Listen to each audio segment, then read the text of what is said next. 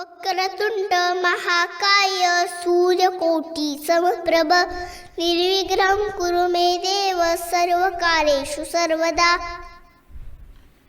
अलंकापुरी पुण्यभूमी पवित्र जिथे नांदतो ज्ञान राजा सुपात्र. तया आठविता महापुण्य राशी नमस्कार माझा सद्गुरु श्री ज्ञानेश्वरांसी. महाराष्ट्र ही संतांची भूमी. इथल्या सगळ्या संतांचे आयुष्य विलक्षणच. त्यातही निवृत्तीनाथ, ज्ञानेश्वर, सोपानदेव आणि मुक्ताई या 4 भावंडांचे आयुष्य तर कपोलकल्पित वाटावी इतकी अद्भुत. आपल्या आयुष्यात त्यांनी अपार मानहानी आणि दुःख सहन केली आणि या दुःख देणाऱ्या समाजावर अगणित उपकार करून त्या समाजाला कायमचं ऋणी करून ठेवलं. वैराग्याची मूर्ती निवृत्ती, ज्ञानस्वरूप ज्ञानेश्वर आणि चिंतनशील सोपानदेव अशा 3 भिन्न प्रकृतीच्या भावांना स्नेहाच्या धाग्यानं बांधून ठेवणाऱ्या मुक्ताईचं आयुष्य तर अलौकिकच.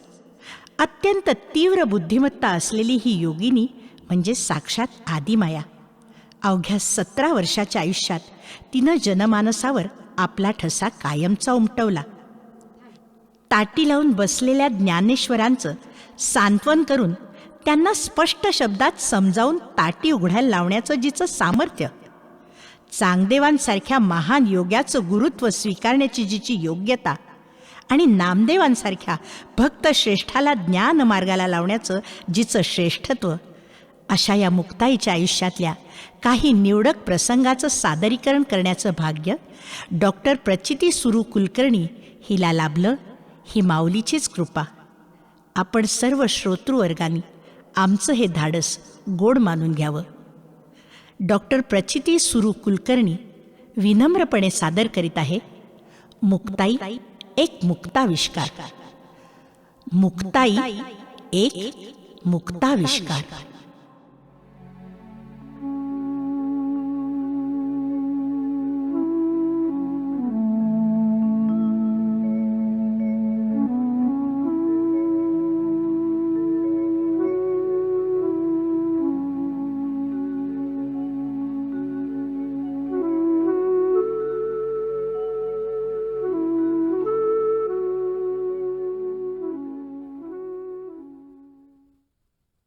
उद्या एकादशी म्हणतोस?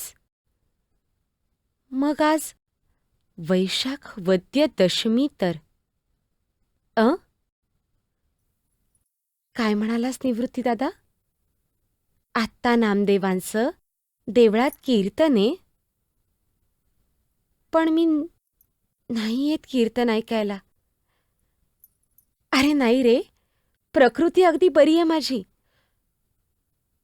पण जरा एकांत हवासा वाटतोय. दादा, तापी नदीचा हा परिसर किती सुंदर आहे नाही? असं वाटतं इथून हालूच नाही. काय म्हणालास? काही वैष्णव मंडळी मला भेटायला आली आहेत, पण कुणाला भेटावं असं वाटतच नाही. कुणाचं मन नाही दुखवायचं मला. या मंडळी. अगं अगं मुली, ती फुलं पायावर नको आहोस माझ्या, अशी हातात दे.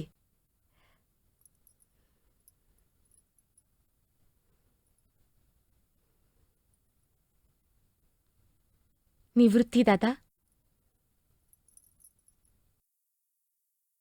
मी इथंच बसते घटकाभर. नको नको, दुसरं कोणी नको सोबत मला. अरे म्हणजे ही फुलं आहेत ना माझ्या सोबतीला. तू जा. तूही जर गेला नाहीस तर नामदेवांना किती वाईट वाटेल. जा, निशंक मनानी जा.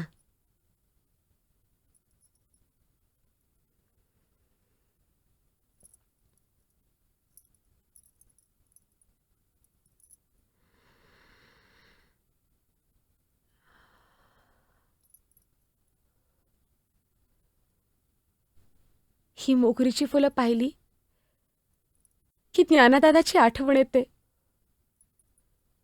त्यातून ही अशी हवा. मन कसं बेचैन झालंय. मधूनच हसू फुटतंय, मधूनच डोळे भरून येत आहेत. क्षणात अगदी तृप्त वाटतंय, तर क्षणात हुरहुर वाटतेय. आभाळात मळभ दाटलंय.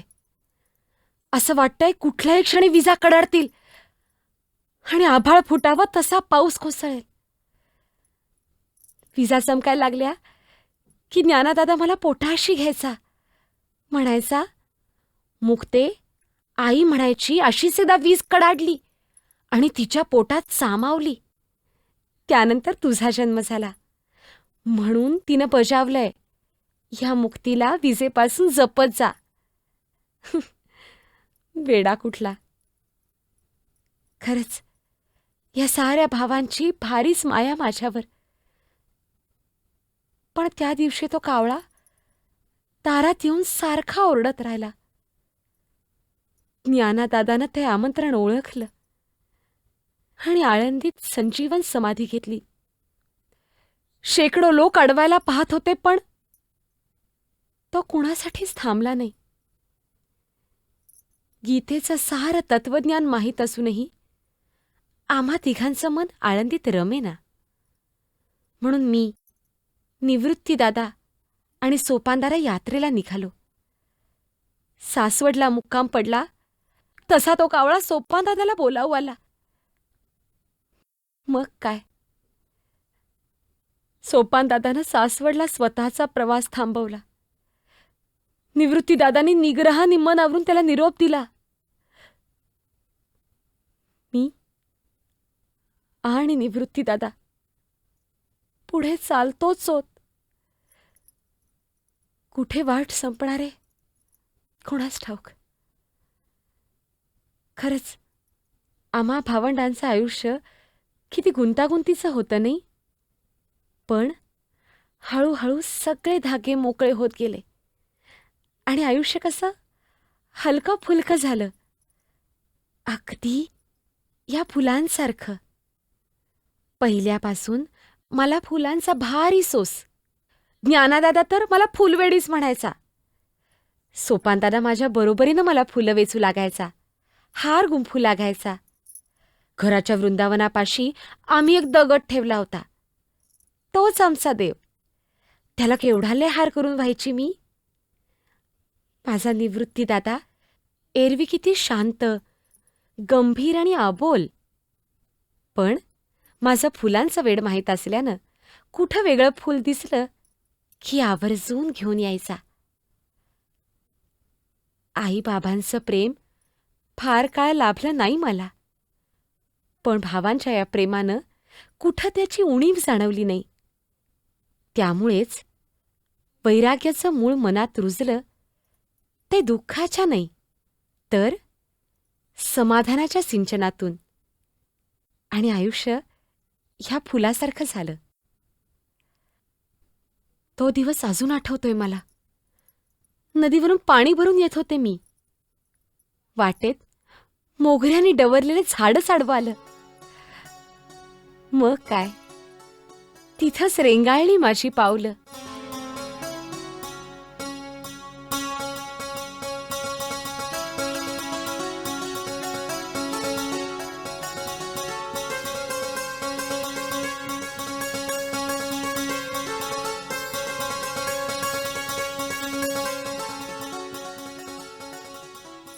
बाई बाई बाई बाई बाई, किती उशीर झाला. ज्ञानादादा घरी आला सुद्धा. ही फुलं वेचत बसले आणि झाला बाई उशीर. दादा, मी आलीये रे. अरेच्चा, दार अजून उघडलंच नाही की काय. पण आता तर ज्ञानादादा घराच्या दिशेने येताना दिसला होता. दार आतून बंद कसं? ज्ञानादादा तर आत बसलाय. मग गो का बरं देत नाही? आणि डोळे मिटून असा का बसलाय? बाई ग, त्याच्या मिटल्या डोळ्यातून पाणी सुद्धा येतंय. हे काय? दादाची झोळी तर इथेच आहे. आणि या झोळीत माती आणि शेणाच्या गोवऱ्या. कुणा दुष्टानं हे केलं असणार. आणि वर माझ्या ज्ञानादादाच्या मनाला लागतील असे वाघ प्रहारही केले असणार. म्हणूनच तर दादा असा आत बसलाय. दादा, ए ज्ञानादादा, अरे कुणी वाईट वागलं तर त्यांना क्षमा करावी हे तूच शिकवतोस ना. आणि आज स्वतःच रागवलास. अरे अरे या झोळीत माती टाकणाऱ्याची बुद्धी भ्रष्ट झाली असणार. पण म्हणून तू का रागवतोस? परवा सोपानदारा सांगत होता की तुम्हाला लोकांनी नदीच्या घाटावर आंघोळ करू दिली नाही. जिथं पाणी वाहत जातं तिथं लांब जाऊन आंघोळ करावी लागली. तेव्हा रागवलेल्या सोपानदादाला तूच ना शांत केलंस. आणि आज स्वतःच रागवलास. अरे अरे शेत उगवतं तिथं तण असायचेच. फुलं फुलतात तिथं काटे खोपायचेच. आणि केवढा असतो तिथं नाग निघायचेच. असं रे काय ज्ञानादादा? अरे चारी वेदांचा अभ्यास केलेला तू, ज्ञानवंत, बुद्धिवंत, आणि त्यानं असं रुसायचं. अरे मी तुला काय सांगणार? तू तर पावन मनाचा योगी.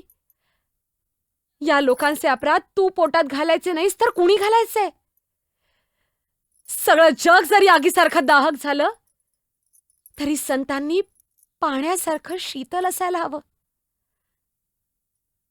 आणि दादा, बोलू नाही मी, पण तुला राग आलाच कसा? योग साधनेनं चित्तशुद्धी साधणारा तू वेळ आल्यावर सारा योगाभ्यास विसरलास असं होता कामा नाही. वेळ क्रोधाचा उगवला, अवघा योग फोल गेला. आणि अरे हे बघ, दाताने जर जीभ चावली तर कोणी बत्ती शिका तोडून टाकतं. तसंच काही उर्मट लोकांमुळे साऱ्या जगावर रागवायचं का? आणि दादा, अरे तुम्हा संत मंडळींवर तर केवढी मोठी जबाबदारी आहे. तुम्ही स्वतः हा भवसागर तरून अवघ्या विश्वाला तारायला हवं. आणि हे मी तुला सांगायला हवं का? दादा, दादा दमले रे मी. दादा माझे पाय दुखतायत. तुला तुझ्या बहिणीची दया येत नाही का रे?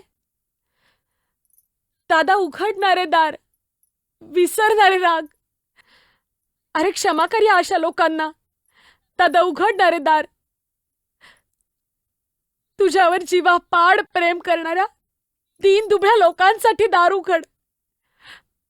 अंधारात साज पडणाऱ्या या समाजासाठी दार उघड. ज्ञानाचा दिवा लावण्यासाठी दार उघड. तुझं सामर्थ्य दाखवण्यासाठी दार उघड. तुझ्या गुरु समान मोठ्या भावासाठी दार उघड. तुझी सावली असणाऱ्या सोपानदादासाठी दार उघड. नितान, नितान, तुझ्या या पोरक्या बहिणीसाठी तरी दार उघड. दादा दार उघड.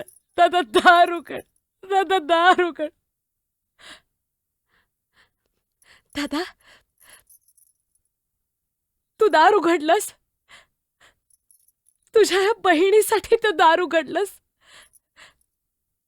दादा, दादा किती थोर मन आहे रे तुझं. मी काय बोलू? तूच बोल.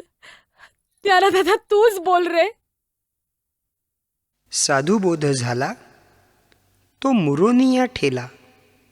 नईच मुराला अनुभवे. कापुराची वाती उजळली ज्योती. ठाईच समाप्ती झाली तैसी. मोक्षरेखे आला भाग्ये विनटला. साधूंचा अंकिला हरिभक्त. ज्ञानदेवा गोडी सांगती सज्जनी. हरी दिसे जनी वनी आत्मतत्वी. मुक्ते मुक्ताबाई मुक्ताई. सर्वमंगलम मांगल्ये शिवे सर्वार्थ साधिके. शरण्ये त्र्यंबके गौरी नारायणी नमोस्तुते.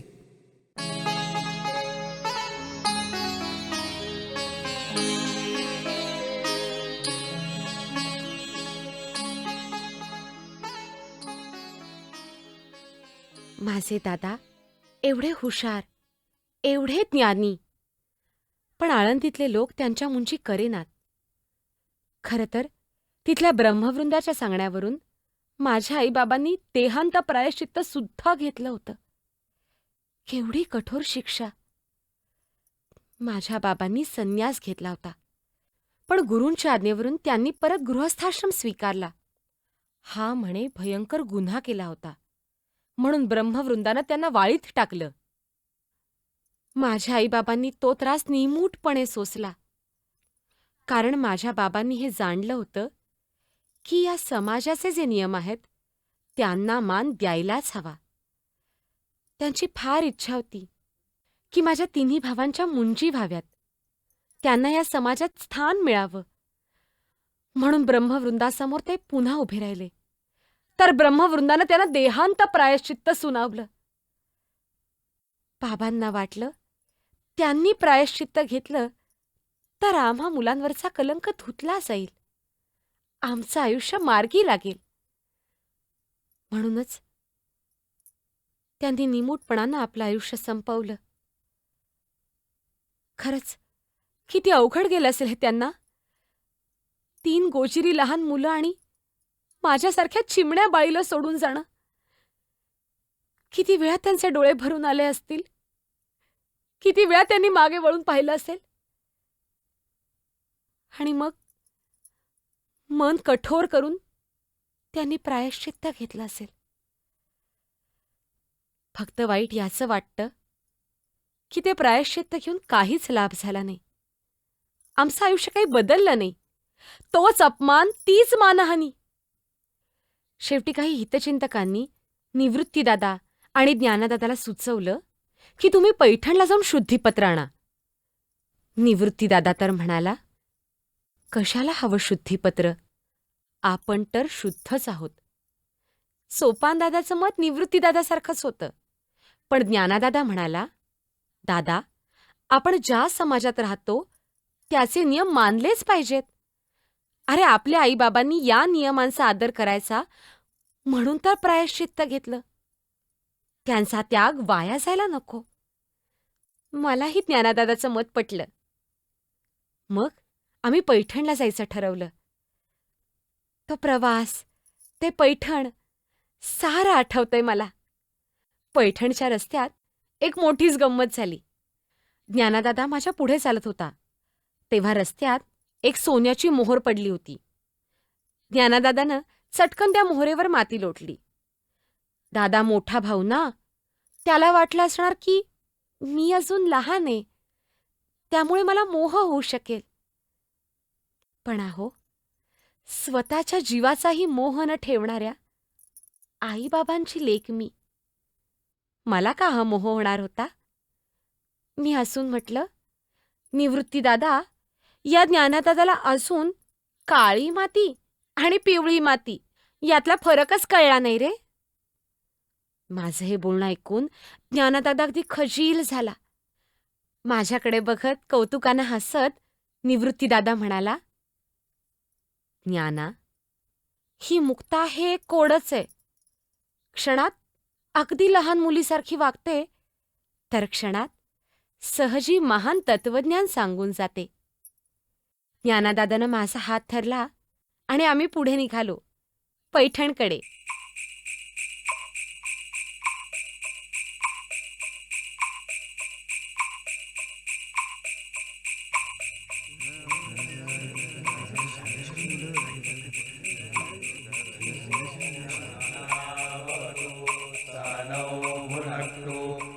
वीर्यं कर्वावहे तेजस्विनावधीतमस्तु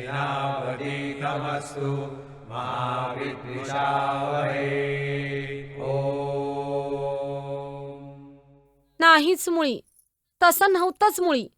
ए निवृत्तीदादा, सांग ना रे, हा सोपानदादा म्हणतोय की काल मीच खूप दमले होते म्हणूनच झाडाखाली थांबले होते.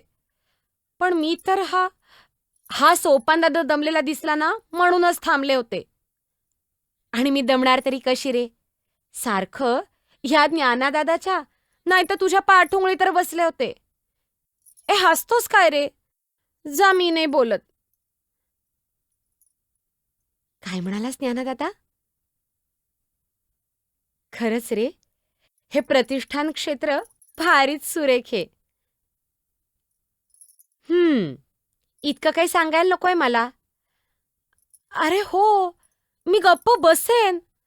मध्ये मध्ये मुळीच बोलणार नाही. ए ज्ञानदादा, ते ते आज चाललेत तेच खरे मुख्य शास्त्री बुवा? किती किती पंडित आज चाललेत नाही? ए सोपान दादा, आपण दोघं इथं मागेच उभं राहूयात हं. ए, ते सगळेजण आपल्याकडेच बघतायत. अरे हो, मी गप्प बसते. सोपान दादा, ज्ञानादादा किती छान बोलतोय नाही? ऐकत राहावंसं वाटतं. पाहिलंस पाहिलंस किती जणांच्या पगड्या अगदी डोलतायत. अ, अ, काय झालं रे सोपान दादा? तुझा चेहरा असा का दिसतोय? काय म्हणाले रे ते?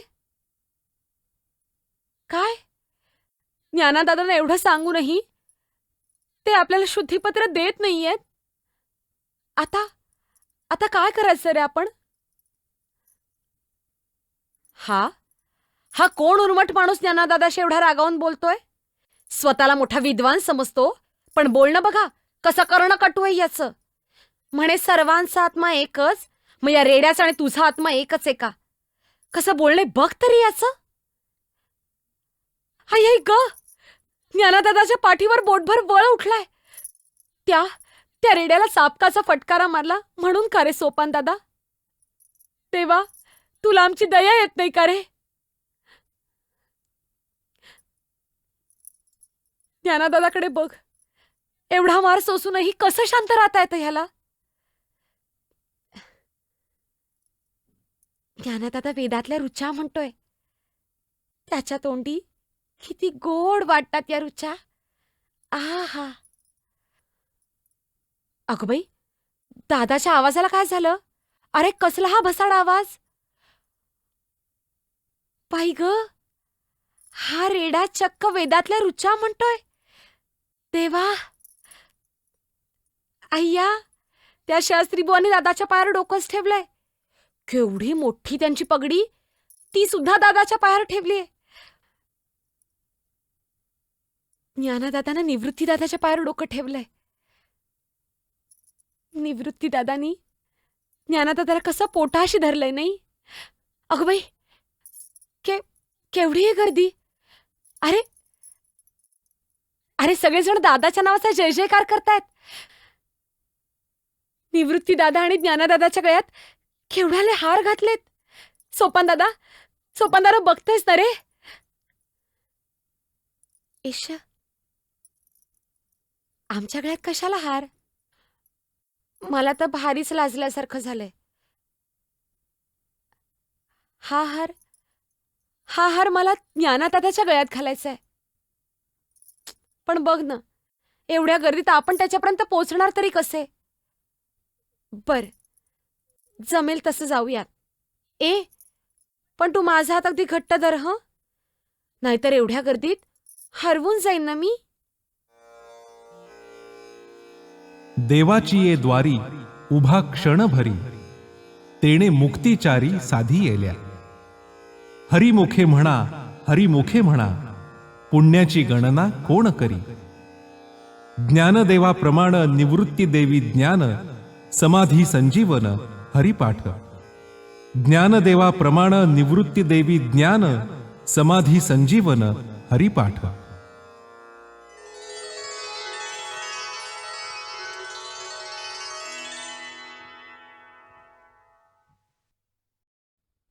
पैठणच्या ब्रह्मवृंदानं ज्ञानदादा, निवृत्तीदादाची योग्यता ओळखली. आम्ही काही काळ तिथंच राहिलो. रोज रात्री ज्ञानदादा वेगवेगळी भजनं रचायचा आणि आपल्या रसाळ वाणीनं कीर्तनं करायचा. सगळे लोक अगदी मंत्रमुग्ध होऊन ऐकत राहायचे. पण काही दिवस गेल्यावर आम्हाला सिद्धबेटाची आठवण यायला लागली. आम्ही निघालो तर मोठमोठे पंडित दादाला जाऊ द्यायला तयारच नव्हते. अहो पण थांबणार तरी किती काळ? आम्ही परतीच्या वाटेला लागलो. कितीतरी अंतरापर्यंत पैठणकर सोबत आले आणि शेवटी जड पावलांनी परत गेले. आश्चर्य म्हणजे तो रेडा काही दादाची पाठ सोडेना. तो आमच्याबरोबरच आला. रस्त्यात आळेगाव नावाचं एक गाव लागलं. तोच त्या रेड्याची पावलं लटपटायला लागली. दादानं त्याला पाणी पाजलं, मी त्याला थोपटलं. पण काही उपयोग झाला नाही. त्या रेड्यानं तिथंच देह ठेवला. भारी दुःख झालं मला. पण ज्ञानादादा म्हणाला, अगं मुक्ते, त्याचं कल्याण झालं. तो मुक्त झाला. जीवात्मा परमात्म्यात विलीन झाला. आम्ही पुढे निघालो. नेवासं गाव लागलं. सरत्या संध्याकाळी आम्ही अमृतवाहिनी प्रवरेजवळून चाललो होतो. तेवढ्यात एक मळवट भरलेली तरुण स्त्री पुढे आली आणि ज्ञानदादाच्या पाया पडली. दादा म्हणाला, सौभाग्यवती भव. तर त्या स्त्रीला हुंदका फुटला. नीट पाहिल्यावर काय झालंय हे मलाच कळलं. ती स्त्री सती जायला निघाली होती. तिच्या पतीचं नाव होतं सच्चिदानंद. मी ज्ञानादादाला सांगितलं तसे ज्ञानादादाच्या चेहऱ्यावरचे भाव झरझर बदलले. तो वेगळाच वाटायला लागला.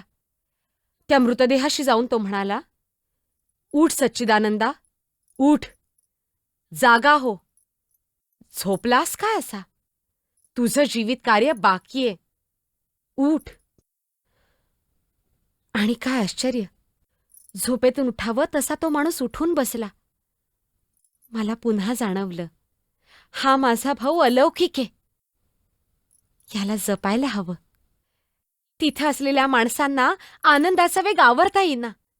सारे ज्ञानदादाच्या पायावर डोकं ठेवायला लागले आणि आमचा मुक्काम नेवाशात पडला.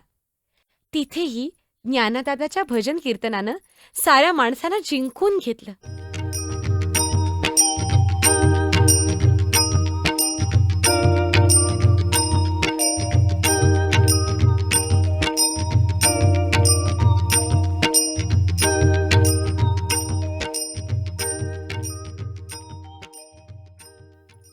ज्ञानदादा,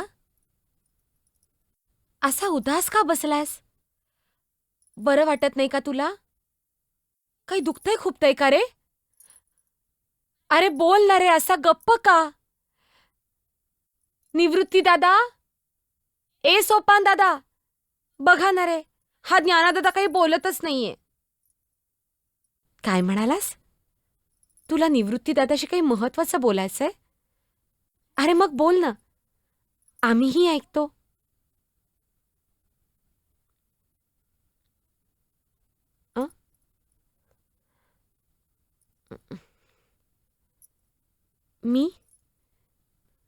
मी माझं मत सांगू?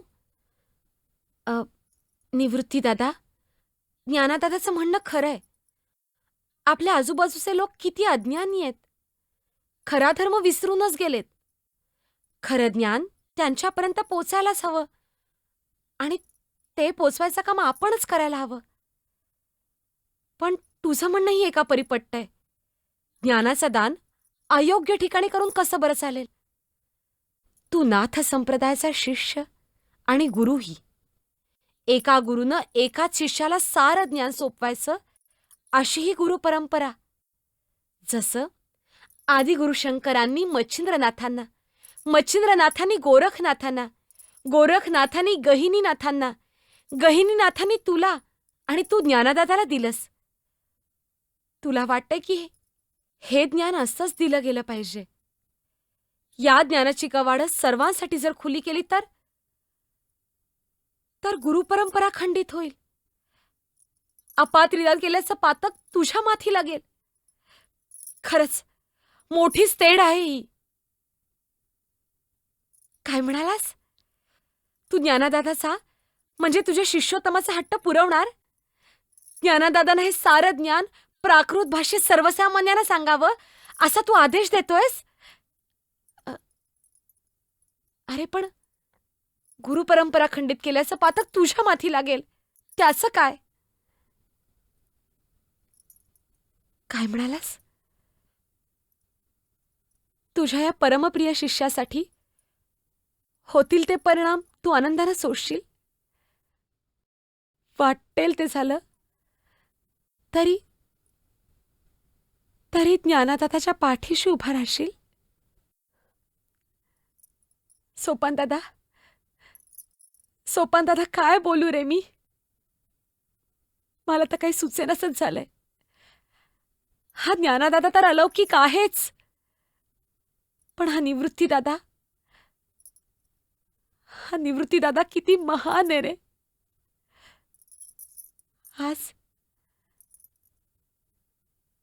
आज आई बाबा हवे होते रे.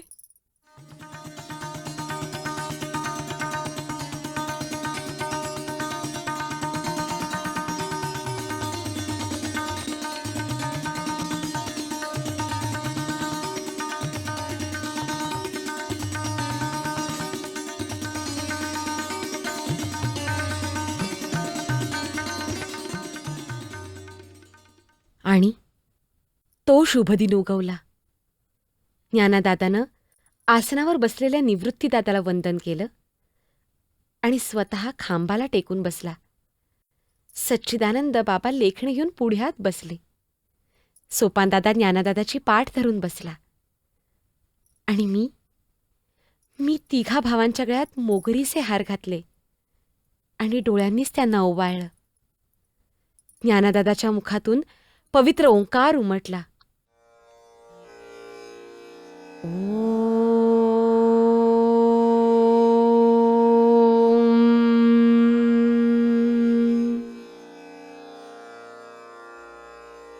ओम नमो जी आद्या वेद प्रतिपाद्या जय जय स्वसंवेद्या आत्मरूपा. ज्ञानदादानं सर्वप्रथम विघ्नहर्त्या गणेशाची स्तुती केली. वाघविलासिनी शारदादेवीला वंदन केलं आणि गुरूंचं महात्म्य सांगून स्वतःच्या गुरुला म्हणजे निवृत्तीदादाला वंदन करून रसाळ वाणीनं भगवद्गीतेचं निरूपण सुरू केलं. महायुद्धासाठी सज्ज असलेल्या त्या महासेना, त्यात शत्रुपक्षात आपल्या गुरूंना स्वकीयांना पाहून युद्धापासून परावृत्त झालेला अर्जुन, त्याला समजावणारा पुरुषोत्तम श्रीकृष्ण, युद्धवार्ता धृतराष्ट्राला पोचवणारा संजय, सारं ज्ञानदादाच्या शब्दातून अगदी जसंच्या तसं उभं राहिलं. भगवान श्रीकृष्णानं सांगितलेलं लाख मोलाचं तत्वज्ञान दादाच्या साध्या सुध्या शब्दातून पृथ्वी मोलाचं झालं. लोकांच्या हृदयाला थेट भिडलं. जैसे जीर्ण वस्त्र सांडिजे मग नूतन वेढिजे, तैसे देहांतराते स्वीकारिजे चैतन्यनाथे. सृष्टीच्या उत्पत्ती, स्थिती, लयाचा क्रम सहज सोपाहून उलगडत होता. साध्या सोप्या उपमा, पटतील असे दृष्टांत ह्यातून दादा निखळ ज्ञानाचा भांडार मोकळा करत होता. चंद्रू तेथे चंद्रिका, शंभू तेथे अंबिका, संत तेथे विवेका, असणे कीजे. गुरु तेथ ज्ञान, ज्ञानी आत्मदर्शन, दर्शनी समाधान, आथी जैसे. प्रत्येक अध्यायात ज्ञानदादाच्या मनातली गुरुभक्ती, विनयशील वृत्ती पदोपदी प्रत्ययाला येत होती. माझा मराठाची बोलू कवतिके, परी अमृतातेही पैजा जिंके, ऐसी अक्षरे रसिके मेळवीन. ज्ञानदादाच्या मराठीचं सामर्थ्य एवढं विलक्षण की ते स्वर्गीय अमृत त्या ओढीने आलं आणि थेट ज्ञानदादाच्या वाणीत येऊन लपलं. ऐकणाऱ्याला नित्यनवी प्रसन्नता देऊ लागलं. असे 17 अध्याय संपले. 18वा अध्याय हा गीतारूपी मंदिराचा कळस त्याला ज्ञानदादाच्या वाणीनं अधिकच उंचीवर पोचवलं. 18वा अध्याय संपवताना ज्ञानदादानं आपल्या या अद्वितीय कर्तृत्वाचं थोडं सुद्धा श्रेय स्वतःकडे ठेवलं नाही हं. म्हणाला, माझ्या गुरूंनी हे माझ्याकडून करवून घेतलं आणि तुम्ही श्रोत्यांनी मायबाप होऊन माझा हा हट्ट पुरवलात.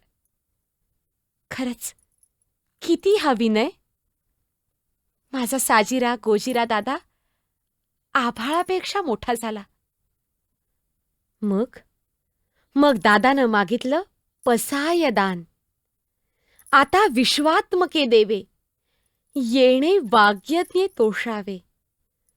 तोषो निमसत्यावे पसाय दान हे. खरंच काय मागितलं दादानं? स्वतःसाठी काही नाही, आम्हा भावंडांसाठीही नाही. मागितलं साऱ्या जगासाठी. ज्या लोकांनी दादाला आयुष्यभर छळलं त्या लोकांसाठी. दुरिताचे तिमिर जावो, विश्व स्वधर्म सूर्ये पाहो.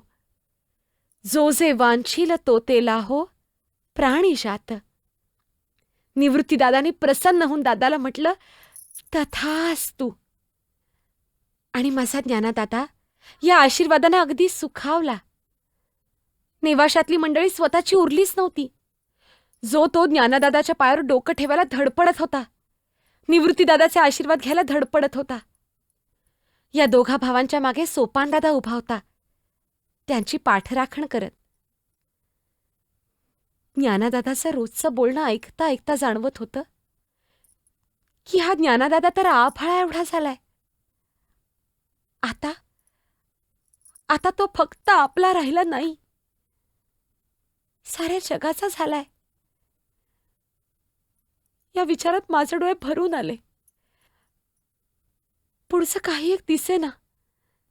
आणि तेवढ्यात मला जाणवलं की कोणीतरी मला जवळ घेतलंय. अरे, हा तर ज्ञानदादा. निवृत्तीदादांनी प्रेमाने डोक्यावर हात ठेवला माझ्या. आणि सोपानदादानं खट्याळपणे मला चिडवलं. मग मी कधी नाही तो हट्ट केला त्यांच्याकडे. म्हणाले, आता परत आळंदीला जाऊया, आपल्या घरी.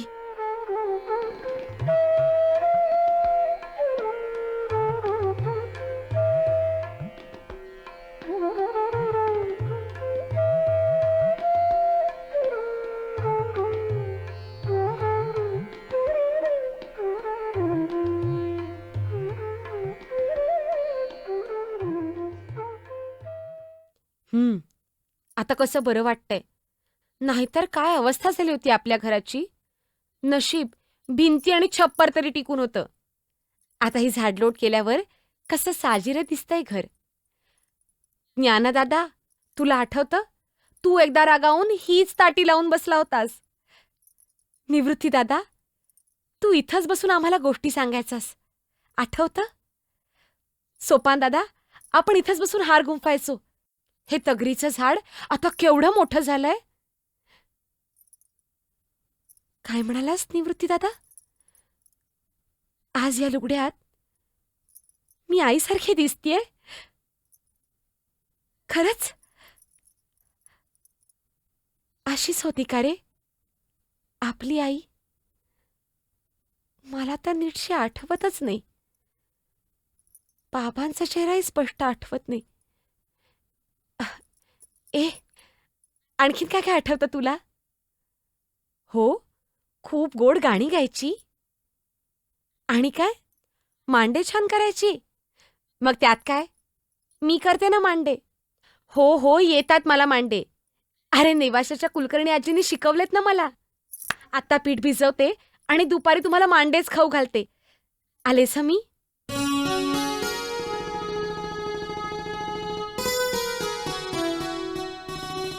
गोदूबाई, अहो गोदूबाई. हो, मी मुक्ताच. हो हो, सिद्ध बेटावरचीच. अहो, एवढ्या वर्षात मोठी नाही का होणार?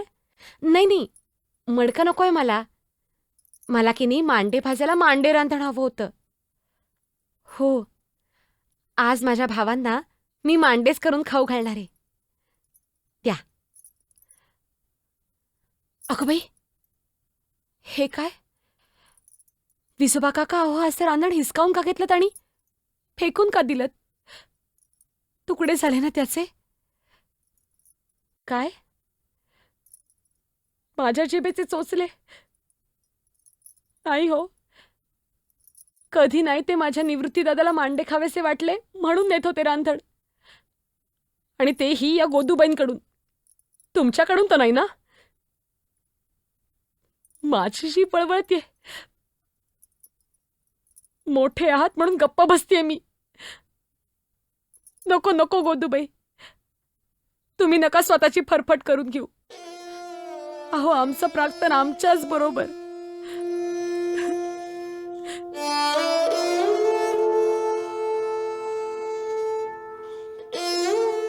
सोपान दादा, सोपान दादा, काय करू रे मी? त्या गोदूबाईंनी मला रांधण दिलं होतं, पण त्या विसोबांनी मला मिळू दिलं नाही रे. म्हणाले संन्याशाच्या पोरांना हवेत कशाला मांडे. नाही नाही ते बोलले रे मला. आणि बर त्यांनी गोदूबाईला बजावलंय. मला जर रांधण दिलं तर त्यांच्या घरावरून गाढवाचे नांगर फिरतील.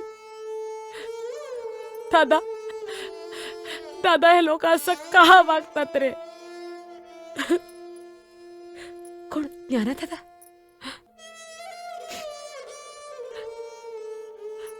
अरे रडू नको तर काय करू रे मी? कसली मी बहीण. साधी साधी मोठ्या भावाची एक इच्छा पुरी करता येत नाही रे मला. काय म्हणालास? तू मला रांधण देतोस? अरे पण कसं? काय? योग सामर्थ्यानं तू तुझा जाठराग्नी प्रज्वलित करतोस आणि तुझ्या पाठीवर मी मांडे भाजू? बर. अरे पण तुला त्याचा त्रास नाही का होणार? काय म्हणालास? तुझ्या हातून तेवढीच गुरुसेवा घडेल? बर.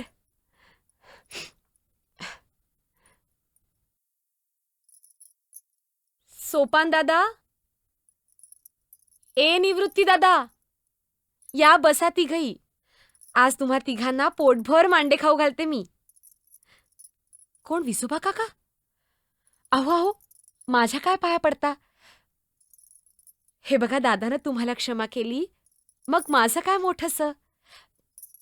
अहो माझा कसला आला मान आणि अपमान? हे बघा, तुमच्या लेकीसारखी आहे मी. बसा, तुम्ही खा ना मांडे. की आमच्या घरी अन्नग्रहण कसं करायचं या विचारात पडलाय. छे हो, थट्टा केली मी. बसा, वाढते हं.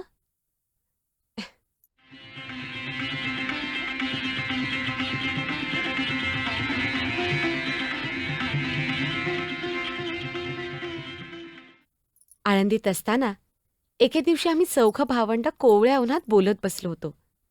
तेवढ्यात 2 जटाधारी एक पत्र घेऊन आले. ते होते 1400 वर्ष तप करणाऱ्या चांगदेवांचे शिष्य. त्यांचं पत्र पाहिल्यावर ज्ञानादादाच्या चेहऱ्यावर हसू उमटलं. त्यांनी ते पत्र हसत निवृत्तीदादाच्या हातात दिलं. निवृत्तीदादाने हसून ते पत्र सोपानदादाकडे सोपवलं. सोपानदादांनी हसतच ते माझ्या हातात दिलं. मी पत्र उलटं पालटं करून पाहिलं तर काय, पत्र कोरच. मला हसूच आलं. निवृत्तीदादा मला नेहमी फटकळ म्हणतो. त्याच फटकळपणानं मी पटकन बोलले, दादा, 1400 वर्ष तप करूनही हा योगी अगदी कोराच राहिला की रे. तसं निवृत्तीदादांनी मला दटावलं. म्हणाला, मुक्ते, चांगदेवांची योग्यता फार मोठी आहे. 14 विद्या 64 कला यात ते पारंगत आहेत. महान योगी आहेत. आणि ज्ञानादादा म्हणाला, मुक्ते, या कोऱ्या पत्रातून त्यांचं स्वच्छ मन दिसतंय. लेखणी आण बघू. आणि मग ज्ञानादादानं काही ओव्या लिहून ते पत्र परत पाठवलं. 2च दिवसानंतरची गोष्ट. आजोबांच्या वाड्याच्या पडक्या भिंतीवर आम्ही 4 भावंड बोलत बसलो होतो. तेवढ्यात मोठा गलका ऐकूयला लागला. 5-6 गावकरी धापा टाकत आले आणि म्हणाले, "अहो, वटेश्वर चांगदेव वाघावर बसून येतायत. हातात सापाचा असूड आहे आणि अमाप शिष्यवर्ग आहे." ज्ञानादादा निवृत्तीदादाकडे वळून म्हणाला, "दादा, आपण योगीराजांना सामोरं जायला हवं."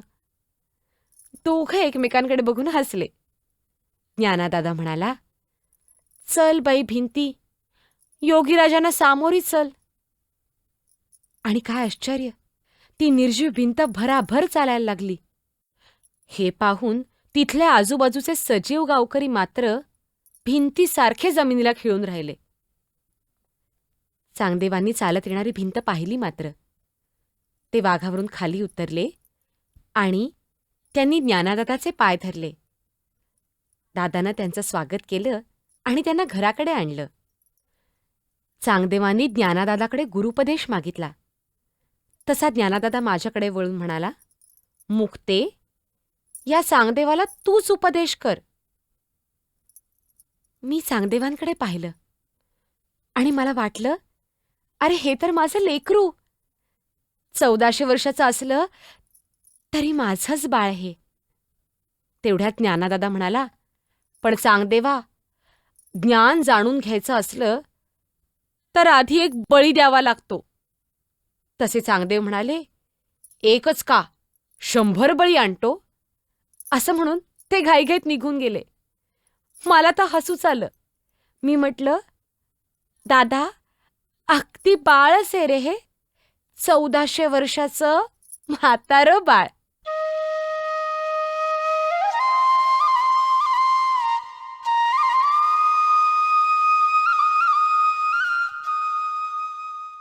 काय म्हणालास निवृत्ती दादा?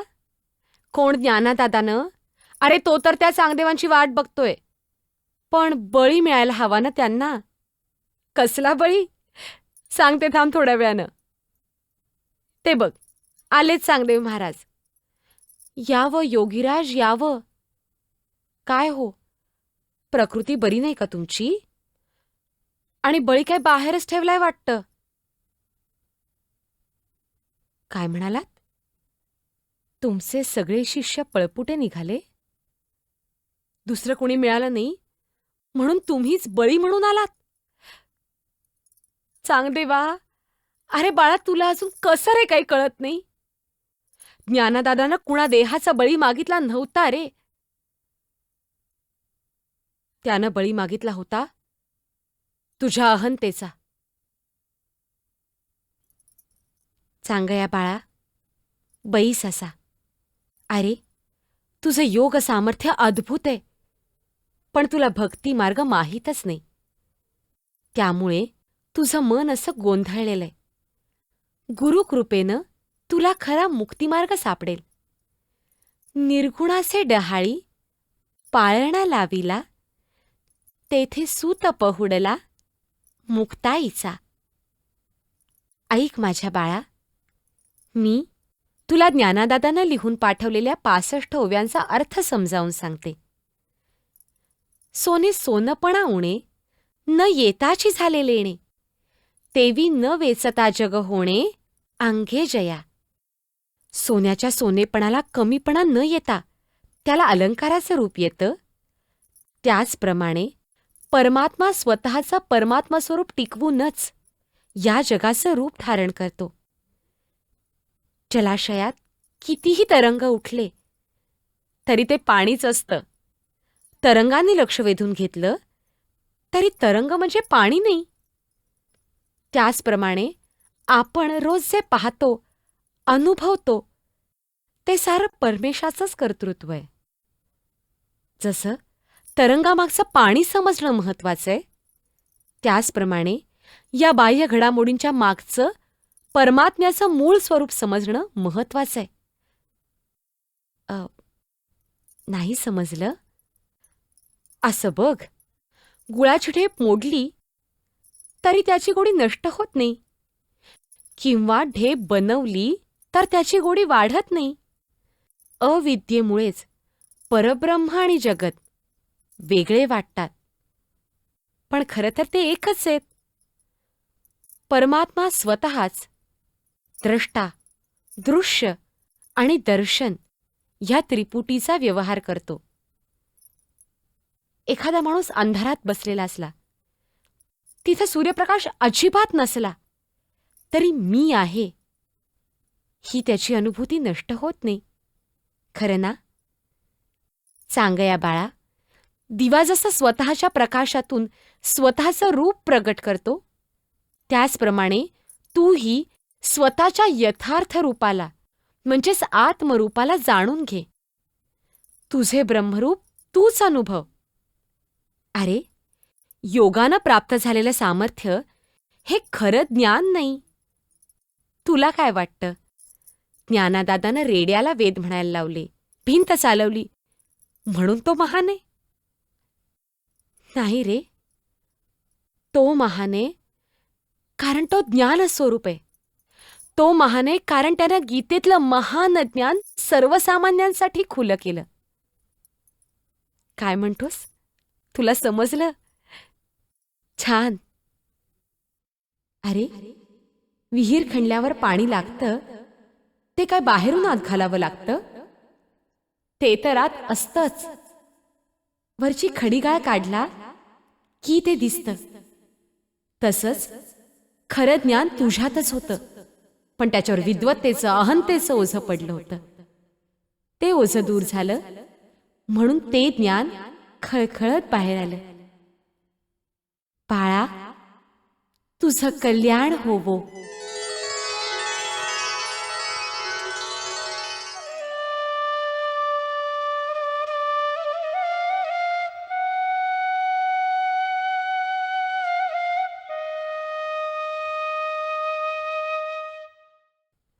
तुम्हाला माहीत आहे, वैष्णवांच्या दृष्टीनं भक्तिमार्ग प्रधान, तर शैवांच्या दृष्टीनं प्राधान्य आहे योग साधनेला. आमचे बाबा मूळ वैष्णव, पण त्यांना गुरूंचा अनुग्रह झाला तो शैव संप्रदायाचा. निवृत्तीदादाचे गुरु नाथ संप्रदायातले, म्हणजे शिवप्रधान. या थोर गुरुपरंपरेमुळे योगाचं तेज आमच्यात सामावलं, पण आतला भक्तिमार्गाचा झरा आटला नाही. त्यामुळेच आम्हा भावंडांना ओढ लागली पंढरीची. आम्ही निघालो तसा भक्तांचा मेळा आमच्याबरोबर निघाला. चंद्रभागेचं पात्र समोर दिसलं मात्र परकऱ्या पोरीसारखी मी नदीच्या पात्रात शिरले. त्या स्पर्शानं सारं शरीर आणि मन कसं प्रसन्न झालं. मंदिरात शिरले. पांडुरंगाची ती साजिरी मूर्ती, रुक्मिणीचं ते गोजिरं रूप. मला जाणवलं, हेच तर आमचे मायतात. ते रूप डोळ्यात मावेना. भारलेल्या मनानच बाहेर आलो तर भक्तीने रंगलेलं भजन कानी आलं. निवृत्तीदादा पुढे झाला आणि म्हणाला, आपणच भक्त शिरोमणी नामदेव ना? आपल्यासारख्या थोर भक्ताला वंदन करण्याचं भाग्य आम्हाला लाभलं. हा अलभ्य लाभ. निवृत्तीदादांनी, ज्ञानादादानं, सोपानदादानं त्यांना वंदन केलं. मला वाटलं की नामदेवही त्या तिघांच्या पाया पडतील, पण छे, ते तसेच उभे. तशात निवृत्तीदादा म्हणाला, अगं मुक्ते, या महान भक्ताच्या पाया पड. पण मी म्हटलं, दादा, तुम्ही समजता तितका काही हा मोठा नाही. सारेच चमकले. मी पुढे म्हणाले, अखंड जयाला देवाचा शेजार, काय अहंकार गेला नाही. मान अभिमान वाढविसी हेवा, दिस असता दिवा हाती घेसी. नामदेवांचा चेहरा उतरून गेला. खरंच सांगते, मला त्या भक्तश्रेष्ठाचा अपमान करायचा नव्हता हं. पण जसं माझ्या चांगळ्या बाळाकडे योग सामर्थ्य होतं, पण भक्तिसंपदा नव्हती, तसंच या नामदेवांकडे भक्तीचं अलोट वैभव होतं, पण ज्ञान नव्हतं. ही सारी संत मंडळी मला लेकरासारखी. खरंच, निवृत्तीदादा, ज्ञानादादा, सोपानदादा माझे मोठे भाऊ खरे, पण त्यांना जेव खाऊ घातल्यावर मी त्यांची आईच नाही का झाले? तशीच सारी संत मंडळी. आई आपल्या लेकराला रागे भरते, पण कशासाठी? त्याच्याच कल्याणासाठी ना. त्याला इतर कोणी उणं धुणं म्हणू नये म्हणूनच ना. तसंच मला वाटलं, या नामदेवांना ज्ञानाची जोड मिळावी म्हणून गोरोबादादांच्या हातून मी साऱ्यांच्या डोक्यावर थापटणं मारायला लावलं. कुणी हू किचू केलं नाही, पण नामदेव मात्र डोकं चोळायला लागले, रडवेले झाले. तशात गोरोबादादा म्हणाले, मुक्ते, हा घट काही भाजला गेला नाही ग, अगदीच कच्चा आहे. नामदेवांना खंत वाटली. पुढे विसोबांच्या रूपानं त्यांना गुरु भेटला आणि घट पक्का झाला. त्यांच्या अध्यात्म मार्गातला अज्ञानाचा अडसर दूर झाला. ज्ञानादादाबरोबर भारत भ्रमण करणारे नामदेव खऱ्या अर्थी देवस्वरूप झाले. आईला यापेक्षा कुठलं समाधान हवं असतं?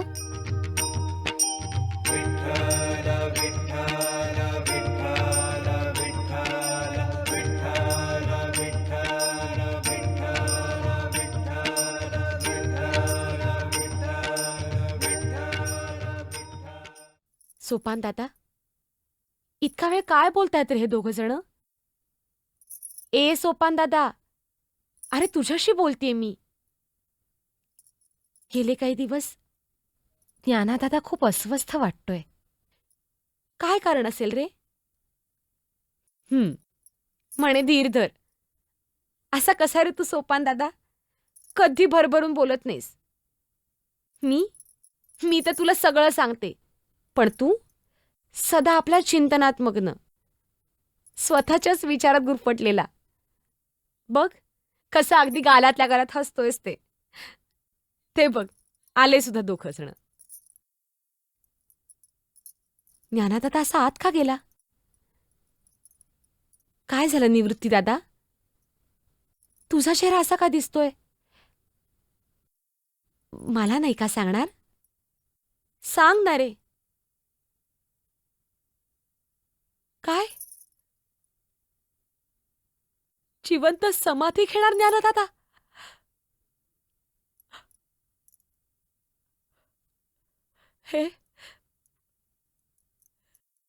हे तर घडणारच होतं. ज्ञानस्वरूप झालेला दादा आणखी किती काळ देह राखणार? खरे तू म्हणतोस ते त्याच्यासाठी नेमलं होतं, ते सारं कार्य परिपूर्ण केलं त्यानं. पुत्र म्हणून त्यांनी आईबाबांसरून फेडलं, भाऊ म्हणून, सखा म्हणून, आमची माहुली बनून आमच्या बाबतीतलं कर्तव्य पूर्ण केलं. शिष्य म्हणून तुझं अपार समाधान केलं. स्वतःच्या पुण्यकर्मानं मायभूमीला पावन केलं.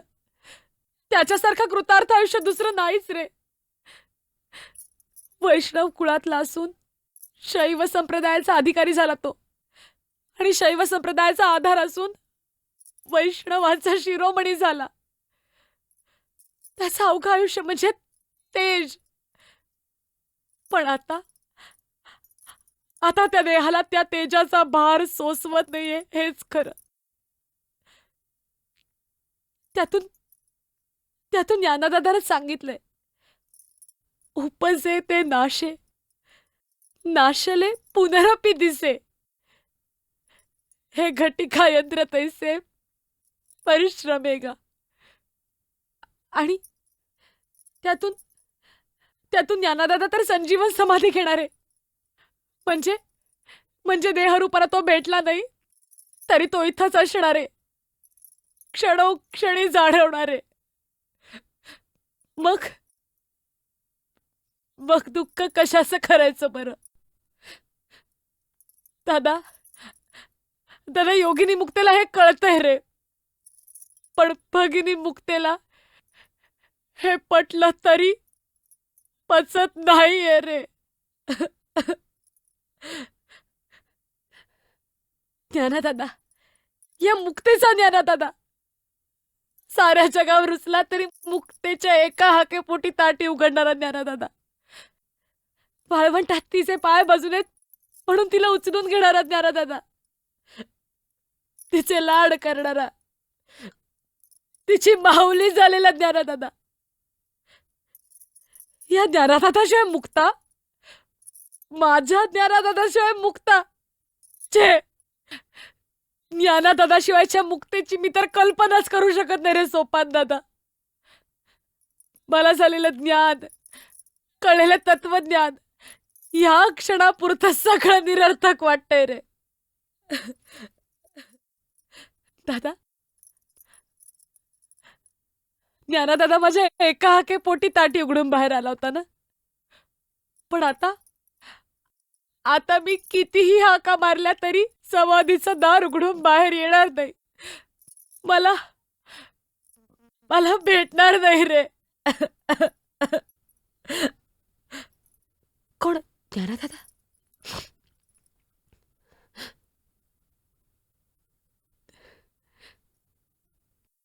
दुःख कशाचं म्हणतोस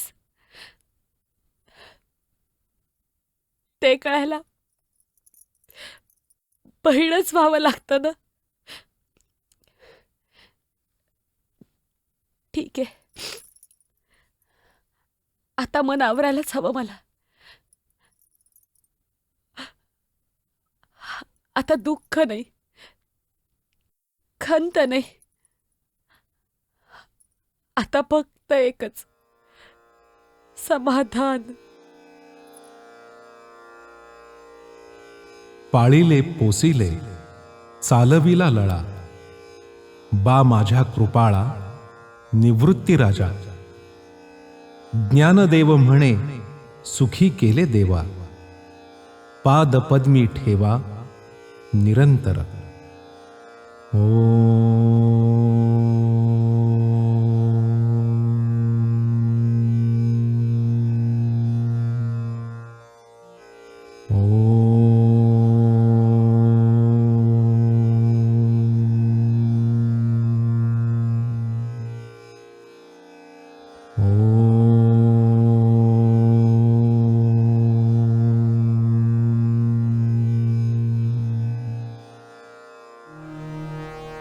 नामा म्हणे आता लोपला दिनकर, नामा म्हणे आता लोपला दिनकर, बाप ज्ञानेश्वर समाधिस्थ.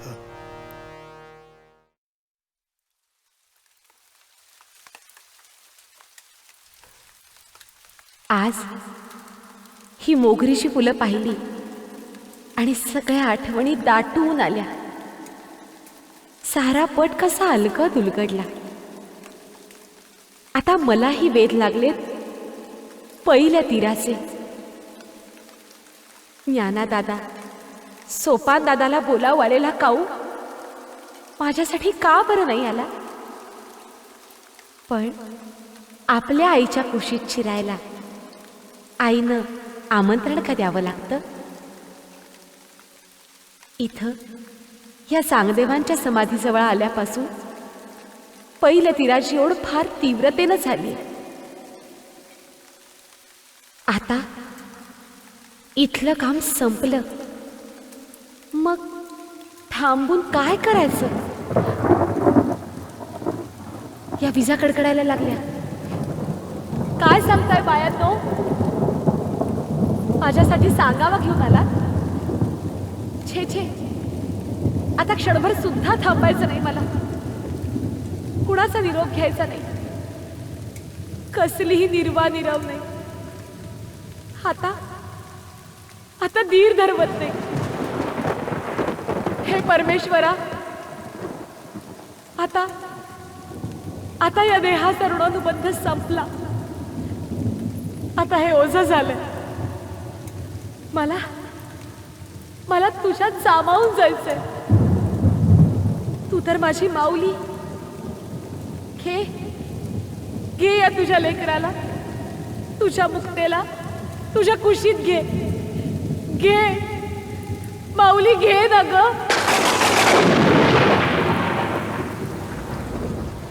आदि माया चित्तलाती, जी विजेचे वस्त्र ल्याली, जीवनाते सार्थक